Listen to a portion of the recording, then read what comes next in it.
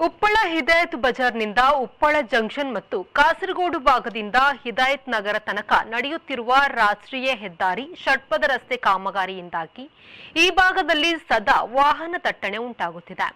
ಇದರ ಪರಿಣಾಮವಾಗಿ ತಾಸುಗಳ ತನಕ ರೋಗಿಗಳನ್ನು ಕೊಂಡೊಯ್ಯುವ ಆಂಬ್ಯುಲೆನ್ಸ್ ವಾಹನಗಳು ಸೇರಿದಂತೆ ನೂರಾರು ವಾಹನಗಳು ರಸ್ತೆಯಲ್ಲಿ ಸ್ಥಗಿತಗೊಳ್ಳುತ್ತಿರುವುದು ನಿತ್ಯದ ದೃಶ್ಯವಾಗಿದೆ.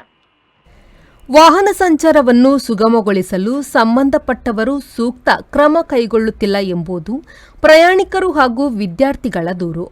ಆಸ್ಪತ್ರೆಗೆ ಸಾಗಿಸಬೇಕಾದ ತುರ್ತು ಸಂದರ್ಭಗಳಲ್ಲಿ ರೋಗಿಗಳು, ಗರ್ಭಿಣಿಯರು, ವಯೋವೃದ್ಧರು ರಸ್ತೆ ಬದಿ ಬಾಕಿ ಉಳಿಯುತ್ತಿದ್ದಾರೆ.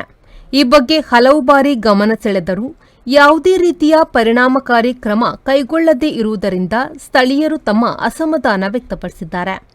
ಸೂಕ್ತ ವಹಿವಾಟು ಇಲ್ಲದೇ ಇದ್ದರೆ ಸಮಸ್ಯೆ ಮತ್ತಷ್ಟು ವಿಕೋಪಕ್ಕೆ ಹೋಗುವ ಸಾಧ್ಯತೆ ಇದೆ ಎಂದು ಜನರು ಆತಂಕ ವ್ಯಕ್ತಪಡಿಸಿದ್ದಾರೆ. ಸಂಬಂಧಪಟ್ಟ ಇಲಾಖೆಗಳಿಂದ ಶೀಘ್ರದಲ್ಲಿ ಈ ಸಮಸ್ಯೆಗೆ ಪರಿಹಾರ ಕಂಡುಹಿಡಿದು ವಾಹನ ಸಂಚಾರವನ್ನು ಸುಗಮಗೊಳಿಸಲು ಮತ್ತು ಸಾರ್ವಜನಿಕರಿಗೆ ಅನುಕೂಲವಾಗುವಂತೆ ಕ್ರಮ ತೆಗೆದುಕೊಳ್ಳಬೇಕೆಂದು ಸ್ಥಳೀಯರು ಆಗ್ರಹಿಸುತ್ತಿದ್ದಾರೆ.